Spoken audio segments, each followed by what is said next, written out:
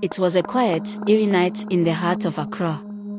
The streets that usually teemed with vendors, lights, and sounds of laughter were deserted, wrapped in a fog so thick it blurred the neon lights that lined the city's main roads. Kofi, an Uber driver well known in the city, was finishing his last trip, ready to head home after a long day of work. It was past 2:30 a.m., and he could feel fatigue settling deep in his bones.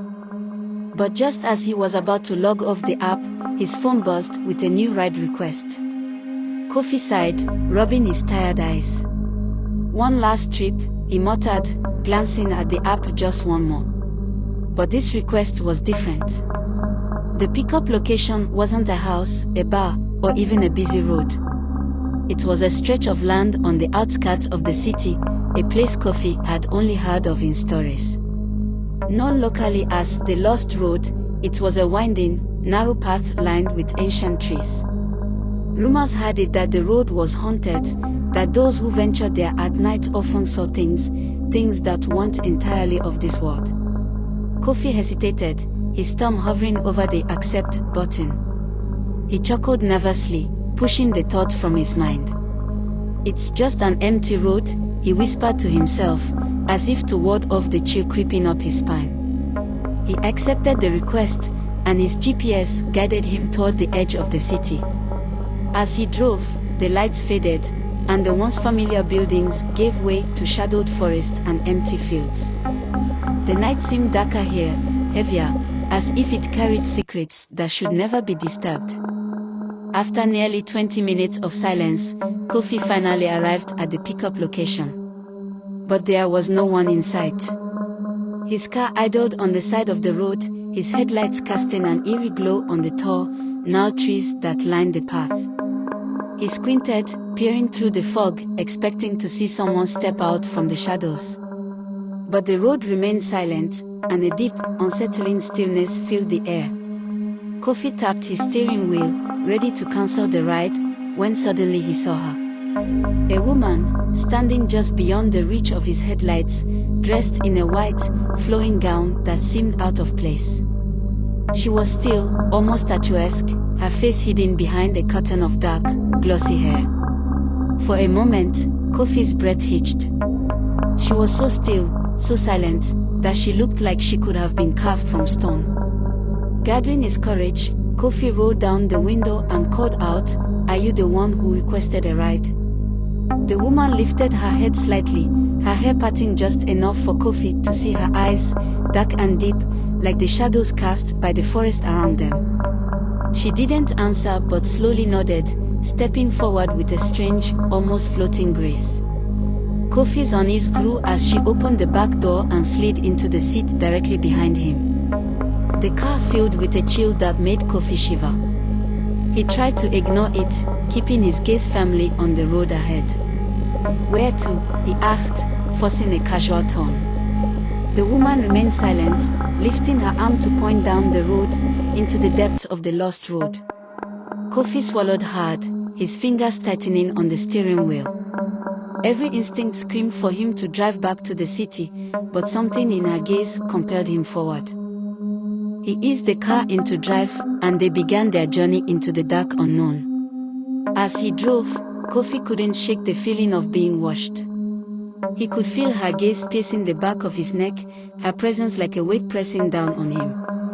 The road ahead was empty, winding through tall trees that seemed to reach out, their branches clawing at the sky.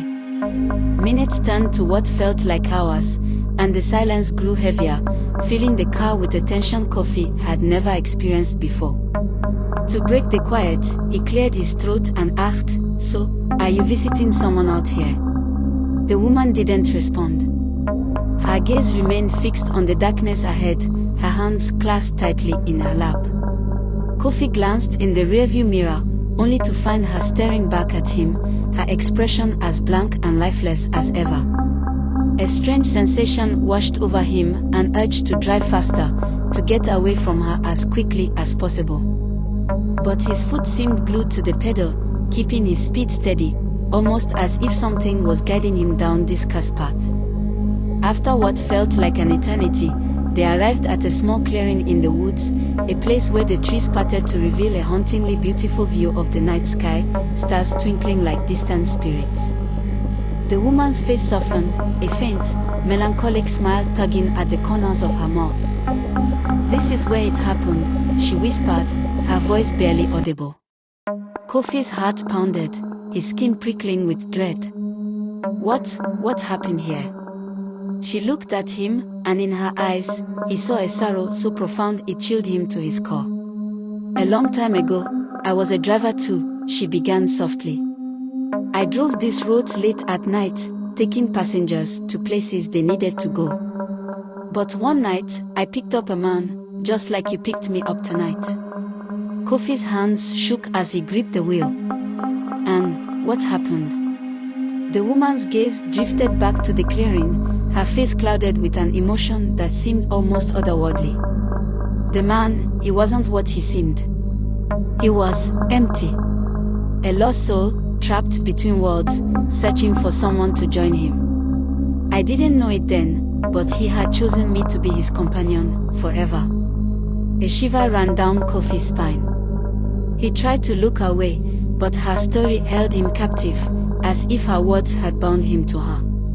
"When I realized what he was," she continued, "it was too late. He led me to this spot, and here I vanished.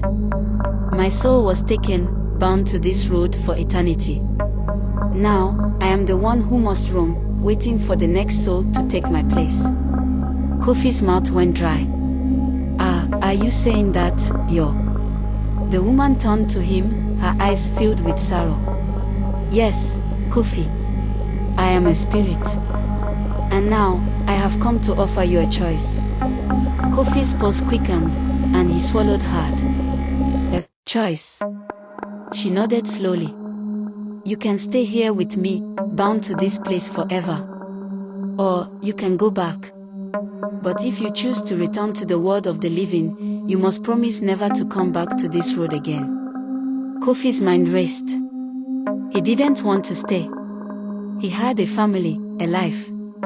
But the fear in his chest warned him that this was no ordinary woman, and that her words were not mere threats. He looked into her eyes, and for a moment, he felt the weight of her pain, her loneliness, the centuries of wandering this road in search of freedom. I want to go back," he whispered, barely able to get the words out. The woman's face softened, and for a brief moment, Kofi thought he saw relief in her expression. She nodded, slowly, almost sadly. "Then go," she said. "But remember, once you leave, you must never return. If you come back, you will take my place, and you will never leave again." Before Kofi could respond, a strange, ghostly wind swept through the car, chilling him to the bone. He blinked, and when he opened his eyes, the woman was gone, vanished as if she had never been there. The seat where she had sat was empty, yet the chill of her presence lingered, filling the car with an eerie silence. Kofi didn't waste a second. His hands trembled as he shifted the car into reverse, backing out of the clearing and onto the main road as fast as he could. His heart pounded as he sped through the winding forest, desperate to escape the grasp of the lost road. After what felt like an eternity, he saw the familiar lights of the city in the distance. Relief washed over him as he left the cursed road behind, and he let out a shaky breath, feeling as if he had just narrowly escaped death itself.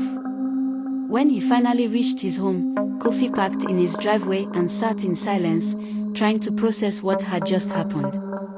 Had it been real? Had he truly encountered a spirit? He shook his head, unwilling to dwell on it any longer. He was alive, he was home, and that was all that mattered. But just as he reached for his phone to sign off from the app, a familiar notification popped up, a new ride request. His hands froze as he stared at the screen. The destination was the same. The lost road. His heart sank as he realized, with a growing sense of dread, that once you pick up the ghost, the road always remembers.